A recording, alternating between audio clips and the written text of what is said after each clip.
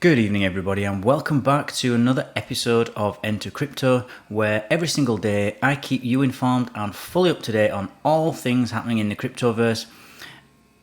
If that sounds like something you would be interested in, then like, subscribe, and click on the notifications bell so that you don't miss out on any future updates.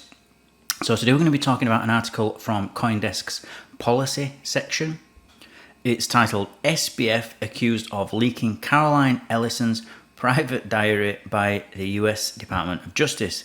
So for anyone who doesn't know who Caroline Ellison is, she was sort of touted as being SBF's girlfriend or stroke fiance. There's been sort of some of these diary entries have come out in the news that they were sleeping together and stuff like this, but nobody knew this at the time. But more importantly, she was the head of Alameda Research, which was a sister company to FTX, and they were heavily involved in moving customer funds between each other, and a lot of fraud went on between the two companies. So they both knew what they were doing, SBF and Caroline. But as always, let's jump into this article and we'll comment after. The US Department of Justice also wants to ban the disgraced FTX founder and all parties involved in the case from making any out-of-court statements in the future. The US DOJ has accused former FTX CEO SBF of leaking the private diary of ex-Alameda Research CEO Caroline Ellison. This is to the New York Times. The accusation comes after the New York Times published an article which had Ellison's private musings, leading to the DOJ seeking a ban on all out-of-court statements made by witnesses and other parties in the case. The defendant's actions, sharing personal writings of Caroline Ellison's with a New York Times reporter, implicate the core concern of Rule 23.1 that disseminating material related to the testimony or credibility of prospective witnesses presumptively involves a substantial likelihood or prejudice to a fair trial and the due administration of justice, the US attorneys wrote. Rule 23.1a forbids lawyers and their agents from releasing non-public information about a case if it is likely to interfere with a fair trial. The attorneys argue that an order restricting extrajudicial statements is necessary due to the intense media attention this case has received and the defendant's attempt to manipulate media coverage to his advantage. They also say that the defendant's actions may taint the jury pool and constitute harassment of Ellison. There are also concerns that this would deter other potential trial witnesses from testifying due to fear of public humiliation and personal discrediting.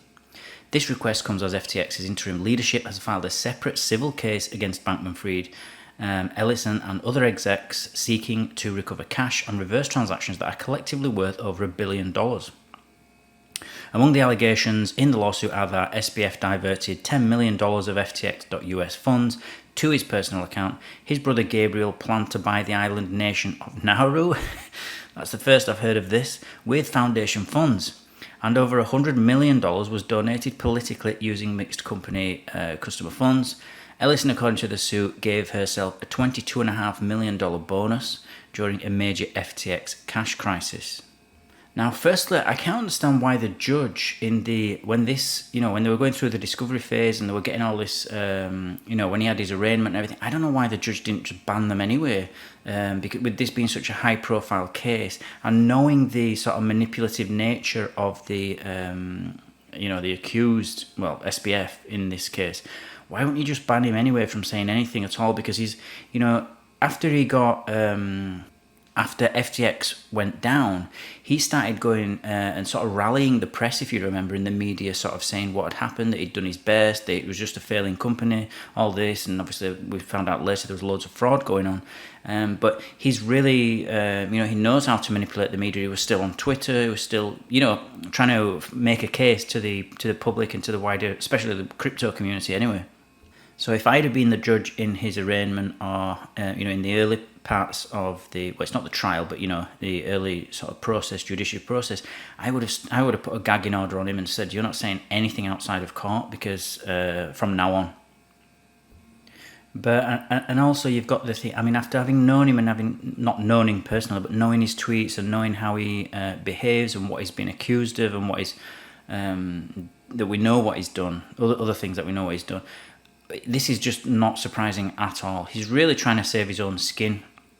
and trying to put more blame, trying to pawn the blame off onto Caroline Ellison. I'm not saying Caroline Ellison's an angel by any stretch. I'm just saying that this action and what he's doing and what he's releasing, he's obviously doing this to take attention off himself and make her look bad, because the worse that he can make her look, or the more responsible he can make others look around him, the less responsible he looks. And I imagine that's what this is, his little sort of strategy throughout this sort of pre-trial phase. I think his trial goes through in October, or begins in October. So I imagine he's trying to influence as much of the public as he can, because that might weigh into the jury's decisions when he goes on trial. So anything that he can do to save his own skin between now and his trial, he's going to try and do, I think. And he's proven that he's not. He will break the law. He's not afraid to break the law if he thinks he'll get away with it. That's why he's in this position in the first place, obviously. One of the good things, though, about this trial is it seemed really confusing and complicated as to what had happened in the beginning. When we were thinking, well, some funds went to Alameda, then they just got sent back, and then, some sent to his brother Gabriel, and there's all kinds of, personal accounts for Caroline.